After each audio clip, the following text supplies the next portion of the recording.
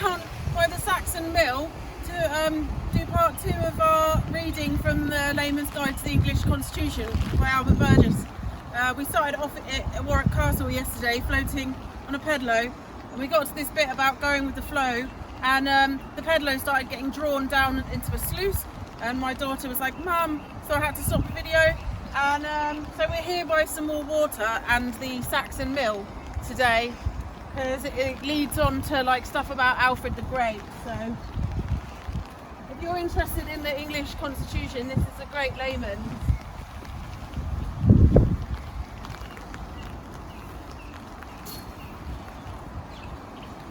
So pretty.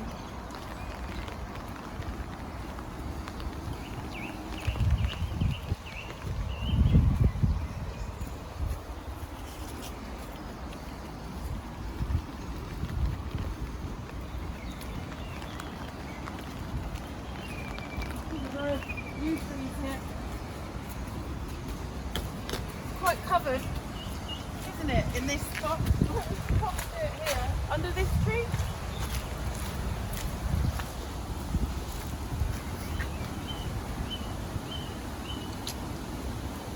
You still film? Okay. So in case you've never met me before, this is part 2, so there is more parts. I've been standing under oath for 6 years for the Barons Committee that invoked Article 61, and what that means to me, well, as it says in my oath, I'm defending the realm from treason. So my studies have led me in just researching the Constitution, and I'd like to share that with people.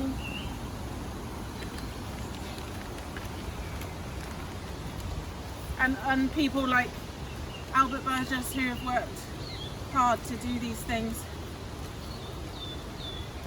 So we got cut off yesterday, so I'll start here. So it says, "You should remember one thing: England is ruled not by the Queen or by Parliament, and not by the Queen in Parliament. England is ruled by the law of the very good Constitution left to us by our forefathers. In every man and woman's life there comes a time when their character is called into question. Will they go with the flow no matter what? Or will they say, no, this is not right and I will not have it? The same is true of countries." Our Constitution, simply meaning higher law, is determined by the overriding will of the people. English people and their integrity can make a difference to matters seemingly beyond their control. This guide looks at moments in history which show how people have created the Constitution we have today. It also shows that all good monarchs recognise the importance of respecting the collective wishes of laymen to maintaining power. In other words, power truly is with the people if only they would implement it. The origins of our Constitution, that's why we're here down at the Saxon Mill. This place is so old. Should we go closer to the water? I'll pick up my bag. Whoops. Looks like there's a bit of dinosaur around here. So the power is with the people if only they'd implement it. That's what the book says. So go with the flow, don't fall in it. The origins of our Constitution. King Alfred the Great. Every work on the Constitution needs a starting point, and I have chosen the year 141, because that was when King Alfred the Great was born. Alfred was the youngest son of King Ethelwulf by his first wife Osburh. He was sent to Rome at an early age to study. We can trace the formation of his character and love of learning to this early time in his life. Alfred's life was not easy, and he spent most of his early life fighting the Danes. Each of his brothers became king in turn, and to each Alfred gave unswerving loyalty until he inherited the crown in 871. He became the King of Wessex. Water. Do you want to just point it at that and I'll speak from behind the camera? The Vikings were attacking and Alfred had to take control of his army. At the same time, he was mourning the loss of his brother Ethelred. Alfred was also affected by an illness. He could hardly have picked a worse time to become king. He He was ill and a Viking army was at his door banging to get in.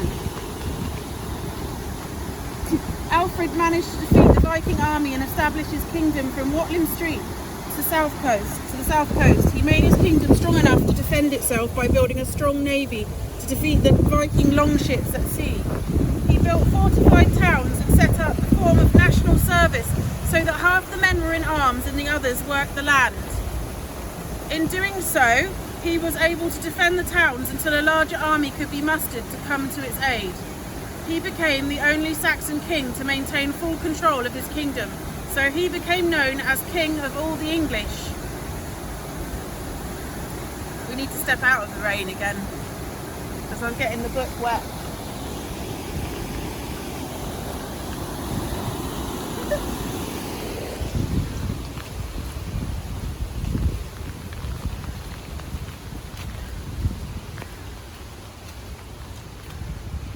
How many minutes is that?